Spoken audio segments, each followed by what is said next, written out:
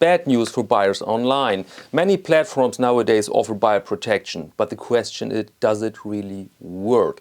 Unfortunately, the answer must be no, and in this video I will explain to you why.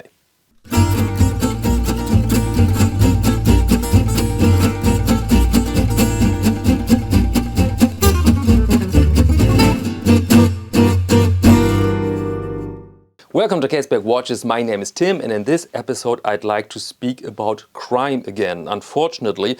But there are quite some cases online with a certain method, and the method is relatively tricky.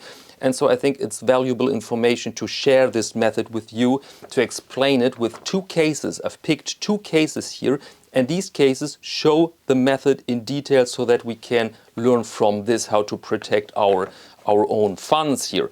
And so, without any further ado, I'd like to start with the first case. Somebody likes to purchase a Breitling Nevertimer online on eBay Kleinanzeigen, which is a German branch of eBay, some sort of unregulated, but you can use PayPal, right? You can use PayPal for that. And so our guy here wanted to purchase a Breitling Nevertimer for 2,700 euros, which is rather cheap, but it's not that cheap so that you can see at first glance this is a fraud. It's relatively cheap, and he thought, well, I pay with PayPal, what can happen here? Nothing, right? And so he did, and he received a tracking number from the seller, and then an announcement by DHL with the day and the time of the arrival of the parcel, and then he was home. Nothing happened, nothing showed up, and then he checked the tracking and the status was delivered. The parcel was delivered, but he was without any form of a Breitling Nevertimer. So what went wrong? And first he called DHL and asked what happened there, and then he heard something very interesting. The seller has rerouted the parcel to another house in the same zip code area. This is very important, I think. And PayPal detected, all right, this is delivered now, I can release the money to the seller. And so the seller received all these 2,700 euros and the buyer received absolutely nothing. And then followed a day and I think week-long dispute with PayPal to get the money back, because of course the buyer protection of PayPal says it must be delivered to your address. This is form of a important part of the buyer protection. But now let's go to case 2, similar case, very similar, and it will deliver more detail so that we can see the entire picture. And here we have a guy, and he bought on the big eBay with that own fancy-wancy buyer protection. He bought an iPhone 13 Pro Max, and same thing, he received the tracking number but not the parcel with that iPhone, and then the tracking showed delivered. And this guy number 2 also called DHL, and then he heard something very interesting. He heard nothing. DHL told him, you are neither the sender nor the recipient, so we don't have any rights to share any information with you. And this is of course a confession that there was never a parcel sent to that buyer of that iPhone 13. And later it came out that the second address, the address the parcel was rerouted to, was again in the same zip code area. So eBay had detected, delivered, and then eBay paid the criminal for that iPhone here that never arrived.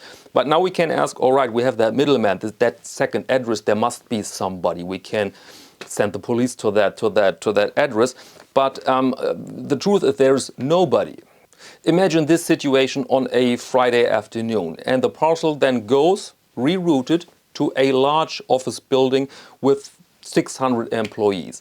And the name is Sam Smith or Sarah such and such. It's a very, very common name.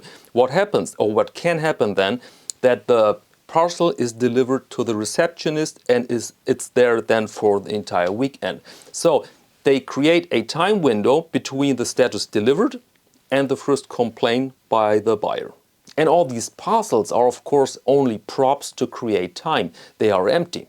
And that time window they use to clear all their funds, to grab the money and run. Or imagine in that area, in that neighborhood, a empty building. The criminal knows there is an empty neighborhood building, and I reroute this parcel to that empty building, and I make it very small so that the delivery guy just can place it in the mailbox. Then it sits there for days until somebody notices, oh, what's wrong here?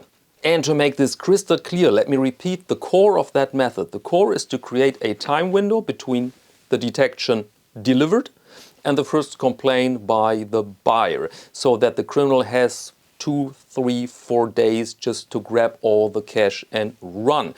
And the second trick is, of course, to prevent that you check the parcel right away, because you can do this, of course. When the delivery guy shows up, you can say, wait a second, please, and then you can open the parcel, you can check if your watch is there. And when you have received an empty parcel, then you have a witness. Then you can say, I received nothing. Clear case of buyer protection. But with this method, it's impossible, because the parcel is at that large office building or in an abandoned mailbox. And so in case you are the victim, you have this scenario, you have this situation, your first job is to be quick, to collect all the evidence, because there are some tricks. When platforms like eBay or payment methods like PayPal say delivered, then you have a certain time window to open a case. For example, 24 hours or less. Or take, for example, trackings like DHL. Sometimes in the first 24 hours you see the address the parcel was delivered to. But after that you only see a vague term there. So it's very important to collect all the data, all the evidence or the details, to make screenshots and everything, and to contact PayPal, eBay immediately. Okay, conclusion. What can we take away from this? In my eyes, first, it's not the right time to buy expensive items on not so well-regulated platforms, even if you have PayPal on your site. But now you can say, yes, but sometimes you have bargains there, you have nice pieces. Is there a way around? And in my eyes, yes, it is. You can contact a seller and you can offer that you buy that watch without so much negotiation, but you want a specialized carrier for that. For example, in Germany we use something like Intex, and they are specialized in high-value goods, and this is better monitored, the entire process. You cannot reroute anything. You have a safe bag with a seal and everything, so it's much harder for a criminal. Costs more, of course, but you can offer to cover all that. And in case the seller then refuses to do that business with you, then yeah, it's a strong sign that there's something fishy. Or you can ask for a meeting at a bank, for example, or a meeting in person with the watch, and you can say, I will not bring cash, I will bring my phone, and I will take the watch, and then I will pay you directly with a bank transfer into your account. There are some banks that offer these immediate bank transfers, so it's absolutely not a problem, and it's secure for both sides. And a good recommendation, I think, is that you buy expensive watches only on specialized platforms. For example, Chrono24, they use a real escrow account. That means they store the money away from you and away from the other guy, but you have your 7 days to check everything. So tracking shows delivered, then you have 7 days. And when everything's perfect, when you're satisfied, you can push the button, you can release the money, and then Chrono24 will pay the seller.